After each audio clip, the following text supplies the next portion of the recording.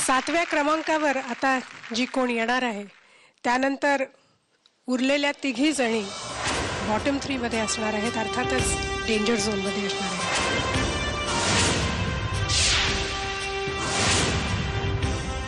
तर आता उरलेल्या 4 जणींपैकी 7व्या क्रमांकावर कुणाची निवड झालेली आहे बघूया. Scroll please.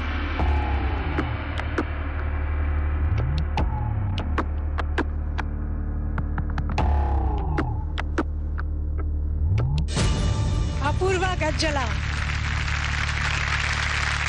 अपूर्वा, कॉंग्रॅच्युलेशन्स की तू डेंजर झोन मध्ये नाही आहेस. आणि तुला एक चांगली बातमी सांगायची आहे की तुला मतं चांगली आलेली आहेत आणि तुला मार्क थोडेसे कमी जरी मिळाले असतील तरी तुझी मतं खूप चांगली आहेत. त्याच्यामुळे लोकांना तू खूप आवडतेस, तुझं गाणं खूप आवडतं आहे याचा अर्थ. सो कॉंग्रॅच्युलेशन्स त्यासाठी आणि आत्ताच्या गाण्यासाठी wish you all the best.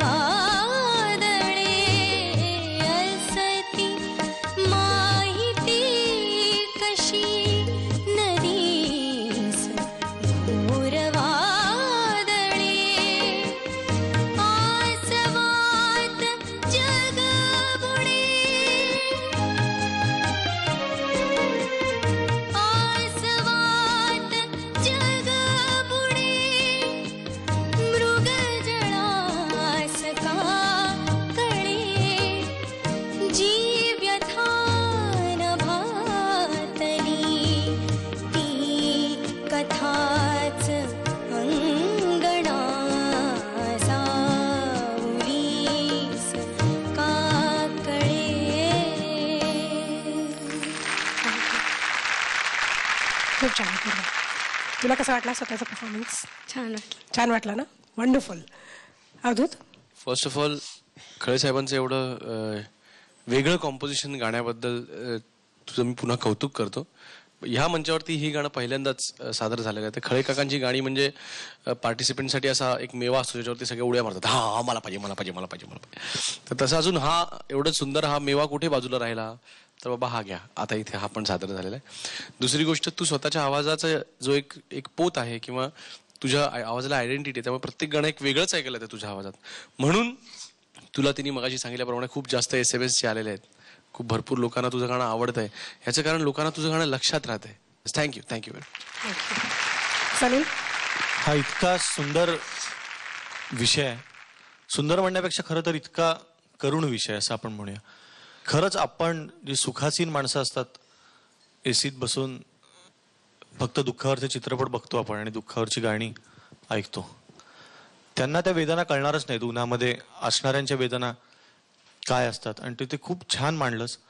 परवा एक मुलगा माझी रस्त्यामध्ये सही घ्यायला आला आणि त्याच्या वहीत त्यांनी काहीतरी डावीकडे कविता लिहिली होती, असंच की आता मी कसा एकटा आहे, मी हरलोय, आता आयुष्यात काही माझ्यासाठी उरलेलं नाही वगैरे वगैरे. आणि चांगला मोटर बाईकवरचा छान टी-शर्ट बिशर्ट घातलेला, गॉगल असा मुलगा. मी म्हटलं काय रे तुला काय झालं, असं काय कोणी लिहिलंय? तर म्हटलं मीच लिहिलंय.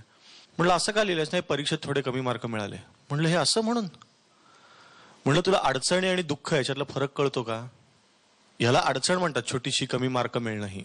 मी त्याला दाखवलं की तिकडे बघ, 20-22 वर्षाचा असलेला आपण मनाने वाढ न झालेला एका मुलाला त्याची म्हातारी आई शाळेत हात धरून घेऊन जात होती, त्याला दुःख म्हणतात. तुझी ती अडचण आहे. तर आज आपल्या इकडे आपलं घर मधून अनेक आजी आजोबा आलेत. आपल्या सारेगमप मधून त्यांना आपण जर काही देऊ शकलो तर आपल्यासारखं दुसरे विजेते कोणी नसतील असं मला वाटतं. तर त्या सगळ्या आजी आजोबांना म्हणजे तुमच्यापैकी कोण महाविजेता होईल विजेती होईल मला माहिती नाही, पण जर आपण त्यांच्या मनातनं त्यांचा एकटेपणा 5 मिनिटासाठी जरी घालवू शकलो असलो तर आपण सगळे विजेते होत असं मी समजतो. तरी सांगतो की सावलीतल्या लोकांना त्यांच्या उन्हातलं दुःख कळणार नाही. तर खूप छान गायली, खूप छान.